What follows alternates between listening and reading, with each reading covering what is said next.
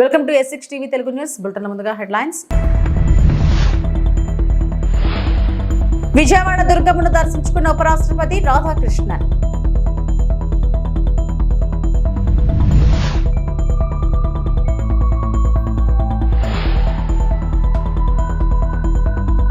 ఉపాధ్యాయుల నియామక పత్రాల పంపిణీకి ఎమ్మెల్యేలను ఆహ్వానించిన మంత్రి లోకేష్.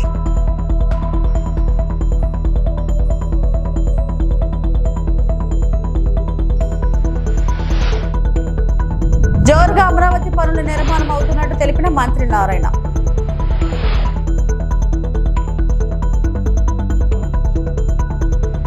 భారత ఉపరాష్ట్రపతి సిపి రాధాకృష్ణన్ బుధవారం విజయవాడ దుర్గమ్మ, బుధవారం సాయంత్రం విజయవాడలోని కృష్ణానది పున్నమి ఘాట్ వద్ద నిర్వహిస్తున్న విజయవాడ ఉత్సవంలో పాల్గొనేందుకు విచ్చేసిన సందర్భంగా ఏపీ మంత్రి కొలుసు పార్థసారథి, ఆలయ పాలక మండలి చైర్మన్ రాధాకృష్ణ అధికారులు స్వాగతం పలికారు. ఆలయంలో పూజలు అనంతరం ఆలయ కమిటీ ఆధ్వర్యంలో ఉపరాష్ట్రపతిని సాల్వాతో సన్మానించి అమ్మవారి ఫోటోను, తీర్థ ప్రసాదాలను అందజేశారు. దుర్గమ్మను దర్శించుకున్న ఆయన భక్తులతో కరచాలనం చేశారు. దసరా నవరాత్రి ఉత్సవాల సందర్భంగా ఇంద్రకీలాద్రిపై 3వ రోజు అమ్మవారు అన్నపూర్ణదేవి అలంకారంలో భక్తులకు దర్శనమిచ్చారు. అమ్మవారిని దర్శించుకునేందుకు భక్తులు పెద్ద సంఖ్యలో తరలివచ్చారు.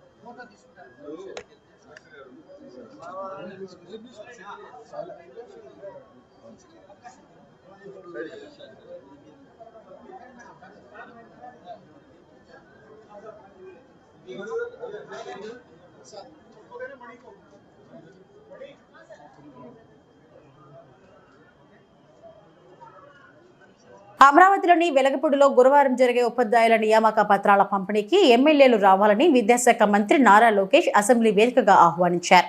డిఎస్సి నియామక పత్రాల పంపిణీపై అసెంబ్లీలో ప్రసంగించిన లోకేష్, వైసీపీ వాళ్లు డిఎస్సి అడ్డుకోవడానికి 100కు పైగా కేసులు వేశారని, వాటిని అధిగమించి డిఎస్సి నిర్వహించి ఉపాధ్యాయ నియామకాలు చేపట్టామని వివరించారు. ఎమ్మెల్యేలు కూడా డిఎస్సి విజేతల సభకు వచ్చి ఆయా నియోజకవర్గాల పరిధిలో ఎంపికైన ఉపాధ్యాయులను అభినందించారని కోరారు. గౌరవ ముఖ్యమంత్రి, ఉప ముఖ్యమంత్రి గారి నాయకత్వంలో పెద్ద ఈవెంట్ ఒకటి నిర్వహిస్తాం. సుమారుగా 16,000 మంది ఉపాధ్యాయులు, వాళ్ళ కుటుంబం నుంచి ఒకరు, అంటే 32,000 మందితో సచివాలయం పక్కనే అధ్యక్ష మెగా డిఎస్సి ఈ ఆఫర్ లెటర్స్ అనేది మేము అందజేస్తాం జరుగుతుంది అధ్యక్ష. అందరికీ వాళ్ళ మీ టేబుల్ పైన ప్రత్యేకంగా ఆహ్వానం కూడా మీకు పెట్టాం అధ్యక్ష. దాంట్లో కూడా మీకు ఈ ఒక్కొక్క జిల్లాకు ఒక జోన్ ఏర్పాటు చేస్తాం. సో గౌరవ ఎమ్మెల్యేలని, ఎంపీలని కూడా నేను కోరింది ఏంటంటే ఆ జోన్లో అందరు కూర్చుంటే, ఎందుకంటే వాళ్ళు వచ్చి మీ దగ్గరనే పనిచేస్తారు, మీ పాఠశాలలోనే ఉంటారు కనుక ఒక అనుబంధం ఏర్పడాలనే ఆలోచనతోనే ఇది ఏర్పాటు చేసాం. వెన్యూ ప్లాన్ మ్యాప్ కూడా ఏర్పాటు చేసాం, సో దట్ మీకు సులభంగా ఉంటుంది. దయచేసి ఈ కార్యక్రమాల్లో గౌరవ ఎమ్మెల్యేలందరూ పాల్గొనాలని సభాముఖంగా కోరుకుంటున్నాం. అంతేకాకుండా అధ్యక్ష, అందరం కార్లు వేసుకుని వెళ్తే మళ్ళీ పార్కింగ్ ఇబ్బంది ఉంటుంది కనుక ఇక్కడ మేము బస్సులు ఏర్పాటు చేసాం. ఎమ్మెల్యేలందరూ కూడా నీట్గా బస్సులు ఏర్పాటు చేసాం. విప్ గారికి, చీఫ్ విప్ గారికి, విప్లందరూ కూడా మేము ఆ విషయం తెలియజేస్తాం జరిగింది అధ్యక్ష. సో దయచేసి ఆ బస్సుల మార్గం ద్వారా అక్కడికి వస్తే ప్రశాంతంగా అన్ని ఏర్పాట్లు మేము చేస్తాం. ఈ కార్యక్రమం జయప్రదం చేయవలసిందిగా ఈ సభాముఖంగా మేము గౌరవ సభ్యులందరినీ కోరుకుంటూ, కొంతమంది సభ్యులు అంటే ప్రతిపక్ష పార్టీకి చెందిన గౌరవ సభ్యులు ఈ సభలో లేరు అధ్యక్ష, బట్ వాళ్ళకు కూడా జిఏడి ద్వారా, పులివెందుల ఎమ్మెల్యే గారు కూడా జిఏడి ద్వారా ఆహ్వానం పంపిస్తాం జరిగింది అధ్యక్ష. ఈ మీ ద్వారా వాళ్ళని ఆ కార్యక్రమంలో పాల్గొనాలని ఈ సభాముఖంగా వాళ్ళని కూడా నేను కోరుతున్నాను అధ్యక్ష. అమరావతి నిర్మాణ పనుల్లో ప్రస్తుతం 10,000 మంది కార్మికులు పనిచేస్తున్నారని మంత్రి నారాయణ తెలిపారు. బీజేపీ ఎమ్మెల్యే విష్ణుకుమార్ రాజు అసెంబ్లీలో అడిగిన ప్రశ్నకు మంత్రి సమాధానమిచ్చారు. అమరావతిలో సిఆర్డీఏ నుంచి 21 పనులు, ఏడీసీ నుంచి 64 పనులు జరుగుతున్నట్లు తెలిపారు. వైసీపీ ప్రభుత్వం రాజధానిని నిర్వీర్యం చేసి 3 ముక్కలాట ఆడిందని, దీంతో అడవిలా పెరిగిన అమరావతిలో చెట్లు తొలగించేందుకు 30 కోట్లు ఖర్చు పెట్టాల్సి వచ్చిందని చెప్పారు. రాజధానిలో ట్రంక్ రోడ్లు, లేఅవుట్ రోడ్లు, ఎమ్మెల్యే, ఎమ్మెల్సీలు, జడ్జిల బంగ్లాలు, అధికారులు, ఉద్యోగుల నివాసాలు నిర్మాణం వేగంగా జరుగుతున్నాయని చెప్పారు. మార్చి 31 నాటికి 3,500 ప్లాట్ల నిర్మాణం పూర్తి చేస్తామన్నారు. కమిటీ వేసి వాళ్ళ సమస్యలన్నింటినీ డిస్కస్ చేయమని సీఈలతోనూ అధికారులు చేసాం. దాని మీద డిస్కస్ చేసిన తర్వాత ఆ కమిటీ రిపోర్ట్ని అథారిటీలో పెట్టి, అథారిటీలోను క్యాబినెట్లో పెట్టి దాన్ని అప్రూవ్ చేసి యాక్చువల్గా కోర్టులకు ఇట్లా బాగుండా యాక్చువల్గా చేసాం అధ్యక్ష. తర్వాత మళ్ళా టెండర్లు సేమ్ టెండర్స్ని కంటిన్యూ చేయమంటే వాళ్ళు ఎస్ఎస్ఆర్ రేటుతో చేయలేము మేము, ఎందుకంటే దాదాపు 6 సంవత్సరాలు అయిపోయిందని చెప్పడంతో మళ్ళా టెండర్లు పిలిచాం అధ్యక్ష. దాని ఐటమ్ రేట్లో టెండర్లు పిలిచి టెండర్లు ఇవ్వటం జరిగింది. దాన్ని కూడా యాక్చువల్గా అథారిటీలో అప్రూవ్ చేసి క్యాబినెట్లో పెట్టి చేయటం జరిగింది అధ్యక్ష. అవన్నీ కూడా వాటి డీటెయిల్స్ యాక్చువల్గా షీట్లో ఇచ్చాం అధ్యక్ష. అయితే అనేక సమస్యలు యాక్చువల్గా ఈ ప్రభుత్వం రాగానే ఉన్నాయి అధ్యక్ష. ఒకటి టెక్నికల్ కమిటీ వేసాం. తర్వాత 5 ఏళ్ల క్రితం కట్టిన బిల్డింగ్స్ గత ప్రభుత్వం పూర్తిగా వదిలేసింది. అందువల్ల వాటి యొక్క స్ట్రెంత్ ఎలా ఉందని చెక్ చేయడానికి ఐఐటి చెన్నై, ఐఐటి హైదరాబాద్ వాళ్ళకి ఇచ్చి దాన్ని స్టడీ చేయమన్నాం. వాళ్ళు స్టడీ చేయడానికి దాదాపు 3-4 నెలలు యాక్చువల్గా సమయం తీసుకున్నారు అధ్యక్ష. వాళ్ళు స్టడీ చేసి ఎటువంటి ఇబ్బంది లేదని చెప్పారు. అయినా మళ్ళీ సెకండ్ టైం కూడా స్టడీ చేస్తామని మళ్ళీ వాళ్ళు కొంత టైం అడిగారు. సెకండ్ టైం అంటే దానిలో అంతా వాటర్ ఉండిపోయింది అధ్యక్ష. కింద ఈ అసెంబ్లీ, హైకోర్టు ఏదైతే ఆల్రెడీ తవ్వి కొంత ఫౌండేషన్ వేస్తున్నారు, ఆ వాటర్ ఉన్నప్పుడు చెక్ చేశారు. మళ్ళీ వాటర్ తీసేసిన తర్వాత మళ్ళీ ఒకసారి చెక్ చేస్తూ ఉంటే దానికి ఇదంతా కూడా 8 నెలల సమయం పట్టింది అధ్యక్ష. 8 నెలలు అయిన తర్వాత టెండర్లు పెరగటం జరిగింది. కాంట్రాక్ట్కి అలాట్ చేసాం. వర్క్ ఎంతో వేగవంతంగా జరుగుతుంది అధ్యక్ష.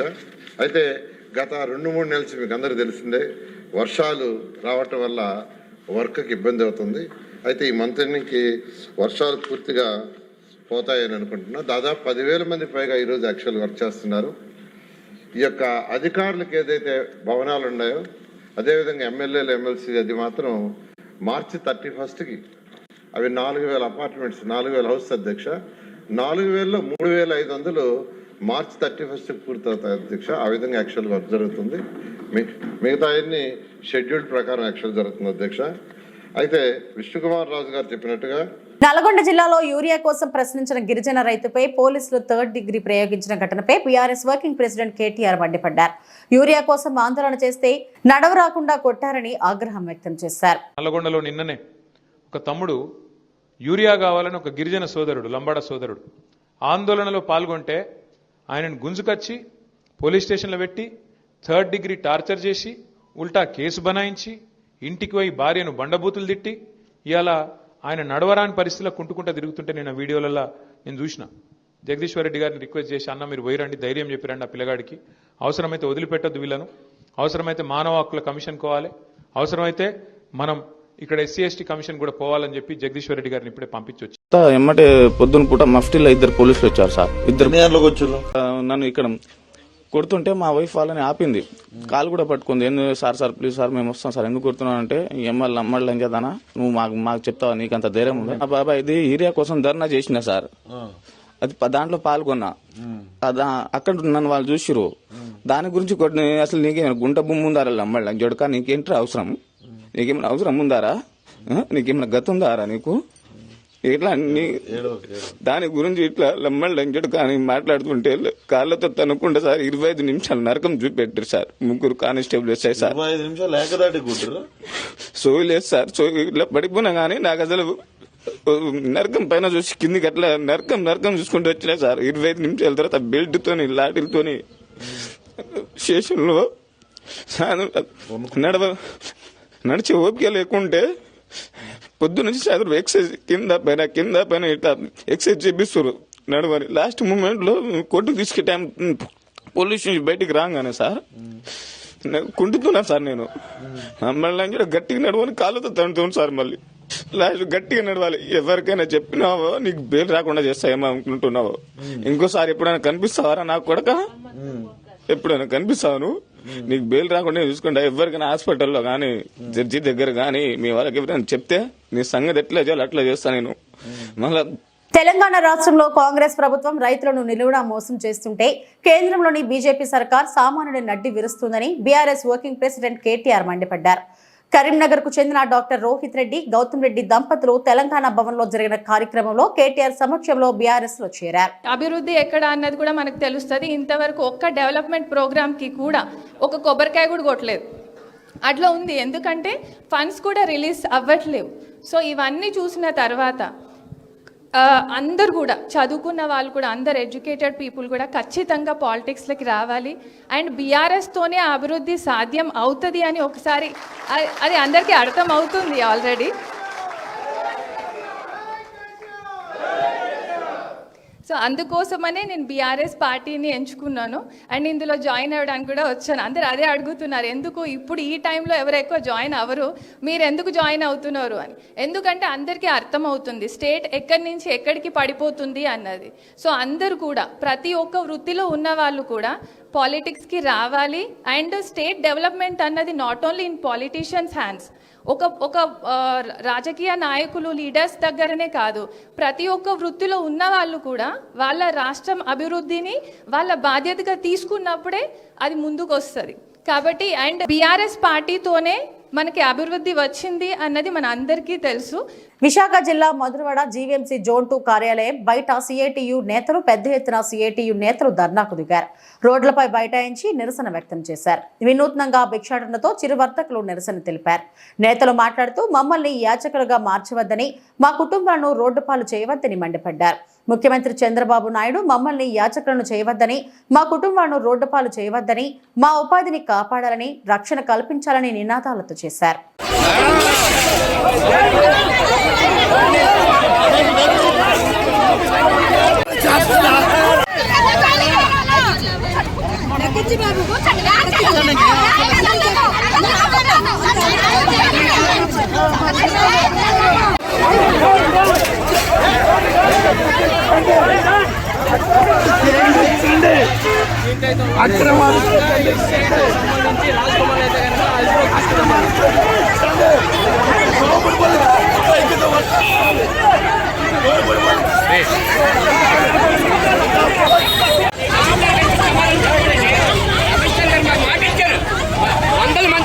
మెదక్ జిల్లా చేగుంట మండల కేంద్రంలో బుధవారం కమ్యూనిటీ కనెక్ట్ ప్రోగ్రాం నిర్వహించారు. జిల్లా ఎస్పీ డివి శ్రీనివాసరావు ఆదేశాల మేరకు డీఎస్పీ నరేంద్ర గౌడ్ ఆధ్వర్యంలో 110 మంది పోలీస్ బృందంచే ప్రత్యేక తనిఖీలు చేపట్టారు. ఉదయం 6 గంటల నుండి ప్రారంభమైన తనిఖీలు 8 గంటల వరకు కొనసాగాయి. మండల కేంద్రంలోని పలు ప్రాంతాల్లో పోలీస్ సిబ్బంది ప్రత్యేక తనిఖీలు చేపట్టి సరైన ధృవపత్రాలు లేని 69 ద్విచక్ర వాహనాలు, 2 ఆటోలు స్వాధీనం చేసుకున్నారు. సైబర్ నేరాలపై ప్రజలకు అవగాహన కల్పించారు. నేరరహిత సమాజం నిర్మాణం కోసం ప్రతి ఒక్కరూ కృషి చేయాలని పిలుపునిచ్చారు. గంజాయి, డ్రగ్స్ అక్రమ రవాణా చేస్తే చర్యలు తీసుకుంటామన్నారు. సరైన ధృవపత్రాలు లేని వాహనాలు కొనుగోలు చేయవద్దని, ప్రతి ఒక్కరూ ట్రాఫిక్ నిబంధనలు పాటించాలని డీఎస్పీ నరేంద్ర గౌడ్ ఈ విధంగా తెలిపారు. కార్యక్రమంలో తూప్రా CI Rangakrishna, Ramayampet CI Venkataraja Goud, Chegunta SI Chaitanya Kumar Reddy పాల్గొన్నారు.